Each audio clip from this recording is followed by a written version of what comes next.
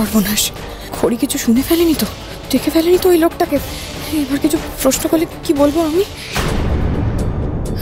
আরে খড়ি, তুই এখানে কি করছিস? বাহ, তুই রেডি হয়ে গেছিস? বাড়ির সবাই রেডি তো? হ্যাঁ, আমি তো রেডি। এই তুই কার সাথে কথা বলছিলিস রে? সিকিউরিটি দাদার সাথে। দেখ, সারাদিন আমরা বাড়িতে থাকবো না, বাড়িটা ফাঁকা থাকবে, আমি তাই ওনাকে একটু বুঝিয়ে দিচ্ছিলাম যাতে বাইরের কাউকে বাড়িতে না অ্যালাউ করে। জানিসই তো সিংহরায়দের শত্রুর কোনো অভাব নেই, তাই আর কি বললাম আমরা বেরিয়ে যাওয়ার পর যাতে ফ্রন্ট গেট ব্যাক গেট ভালো করে চেক করে লক করে দেয়। ছাড় এসব কথা, আমাদের কিন্তু লেট হয়ে গেছে, গাড়িতে জিনিসপত্র তুলতে হবে।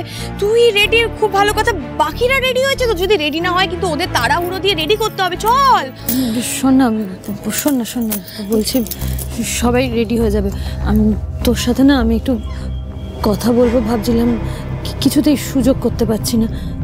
আর কথা না বললে আমি ঠিক শান্তিও পাচ্ছি না রে। কি বলবি বল। বলছি দেখ দিদি, এই এর মধ্যে যা যা ঘটলো তাতে তোর কতটা কষ্ট হয়েছে, তুই কতটা আঘাত পেয়েছিস আমি কিন্তু বুঝতে পেরেছি, আমি বুঝেছি, বিশ্বাস কর আমি বুঝতে পেরেছি।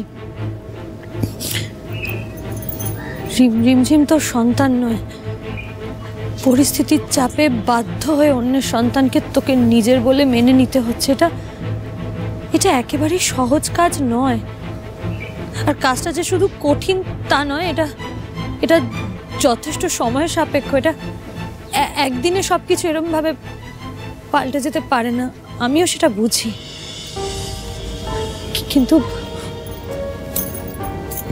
কিন্তু তুই আমার দিদি, আমি জানি মানুষকে ভালোবাসার ক্ষমতা তোর আছে। আমি শুধু সেটাই করেছি যেটা ঠিক মনে হয়েছে। আশা করছি এতেই সবার ভালো হবে। একদম একদম। জানিস তো, আমি না অধীর আগ্রহে অপেক্ষা করে রয়েছি রিমঝিমের মুখে মা ডাক শোনার। যতই হোক, ও আমার না হলেও রাহুলের রক্ত। থাক না এসব কথা, গিয়ে দেখতে হবে তো বাকিরা রেডি হলো কিনা। রিমঝিমকেও রেডি করতে হবে। দাঁড়া, রিমঝিম, রিমঝিম।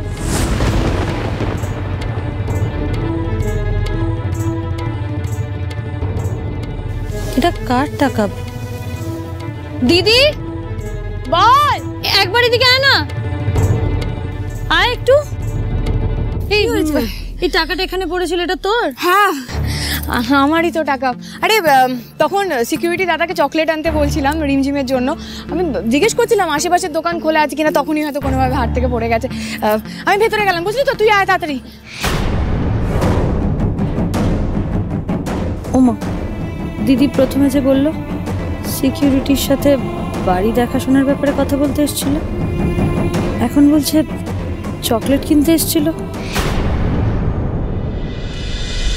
এখন তাহলে তোমার বনি মাসি আর কুনাল মেসির সাথে যাও, একদম গুড গার্ল হয়ে থাকবে, ঠিক আছে?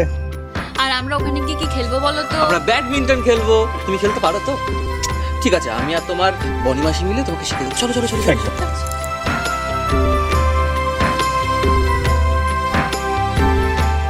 সবাই রেডি তো? কখন বেরোবো আমরা?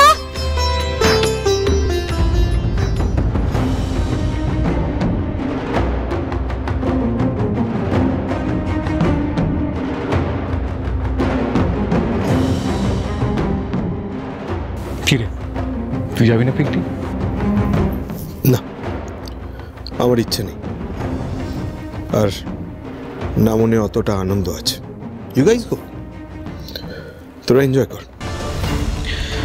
দেখো, তুই নিজেও খুব ভালো করে জানিস তুই না গেলে আমাদের পরিবারে আমরা এনজয়ও করবো না, আমাদের পরিবারটা কমপ্লিট হবে না। খুব ভালো করে জানিস সেটা। দেখ, আমি জানি আমি সামটাইমস রুড উইথ ইউ, তোর উপর চেঁচামেচি করি, তোকে শাসন করি, কিন্তু তার একটা কারণ আছে।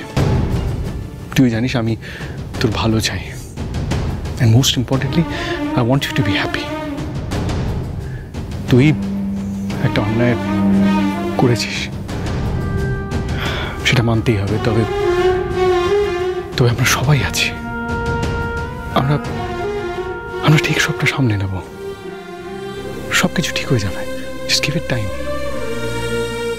আর দেখ,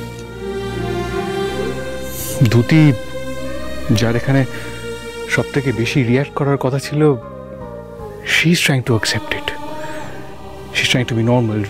রিমঝিমের জন্য এত কিছু করছে, পিকনিকের একটা প্ল্যান করেছে, ও তো অ্যাকসেপ্ট করছে, চেষ্টা করছে। তুই পারবি না? ও তো তোর নিজের মেয়ে। সব ঠিক হয়ে যাবে।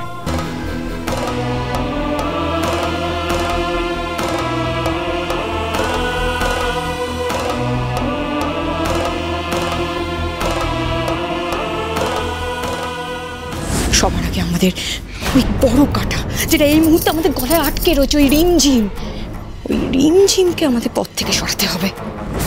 দ্যুতি যে রিমঝিমকে মেনে নেয়নি সেটা তো আমি জানি, কিন্তু এই পিকনিকের বাহানায় ওকে রাস্তা থেকে সরাতে দ্যুতি আজকে যে কি বড় কাণ্ড ঘটাতে চলেছে কে জানে।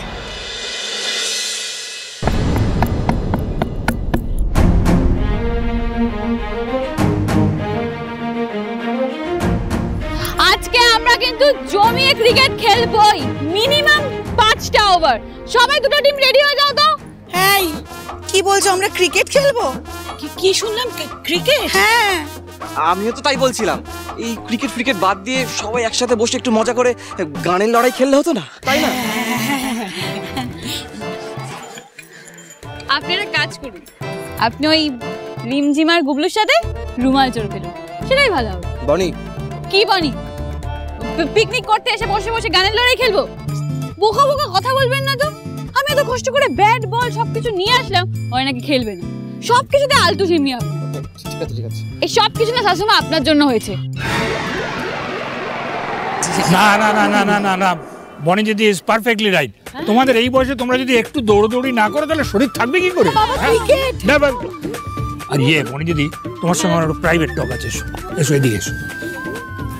একটা জিনিস লক্ষ্য করেছো, আজকে পিকনিকে এসে দেখো একজন ফোন নিয়ে ব্যস্ত, আরেকজন বাচ্চাদের নিয়ে খেলা করছে।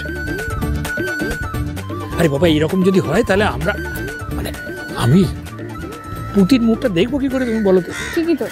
আজকে এখানে একটা জম্পেস ক্রিকেট ম্যাচ হবে, দুটো টিম হবে, একটা ছেলেদের একটা মেয়েদের। মেয়েদের টিমের ক্যাপ্টেন হবে মেজদি, আর ছেলেদের টিমের ক্যাপ্টেন হবে জাম্পো। হাততালি। আর আমি হব আম্পায়ার। দাদু তুমিও না কি ক্রিকেট? আমি কেন মেয়েরা কি ক্রিকেট খেলে না? কিরা ক্রিকেট মেয়েরা খেলে, কিন্তু আমি তো খেলতে পারি না।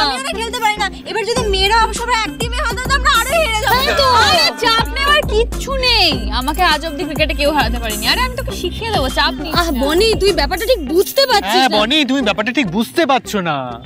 আরে তোমার মেজদি আমার এগেইনস্টে খেলবে। ঋদ্ধিমান সিংহ রায় সারাটা জীবন স্কুল টিমের ক্যাপ্টেন, স্কুল টিম লিড করে এসেছে, আর সবসময় জিতে এসেছে। এখন তার কাছে হেরে যাবে, মান সম্মান একটু লাগবে, তাই না? বুঝতে পারছি। ঠিক আছে ঠিক আছে। শুনুন, মোটেই আমি আপনাকে ভয় পাচ্ছি না। হ্যাঁ, আপনি খুব ভালো করে জানেন যে ঘড়ি আজ পর্যন্ত পারে না এমন কোনো কাজ নেই। হ্যাঁ, আমি ক্রিকেটটা কোনোদিন খেলিনি, মানে ওটা খেলতে পারি না, ঠিক আছে, সেটা আমি সংসারও কোনোদিন করিনি।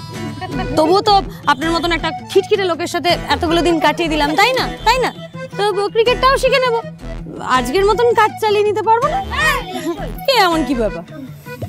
ওকে, তাহলে সব ডিসাইডেড। এবার তাহলে ম্যাচটা আমরা শুরু করি। টেলস,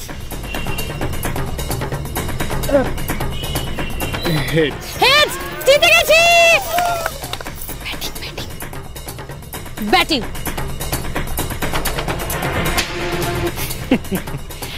ওকে।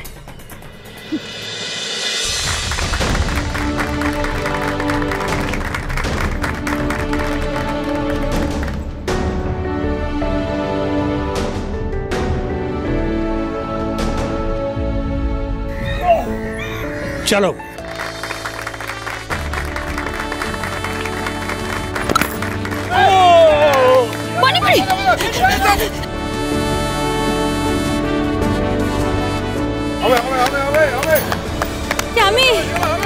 আমি তো পারি না।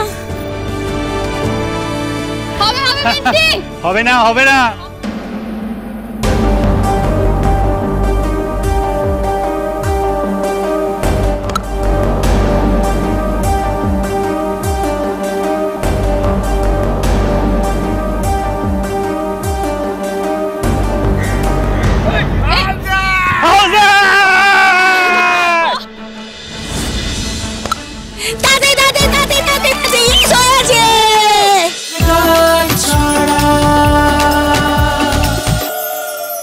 স্টার জলসার প্রিয় শো দেখার জন্য সাবস্ক্রাইব করুন আমাদের ইউটিউব চ্যানেলে এবং আপডেটেড থাকার জন্য প্রেস করুন বেল আইকন।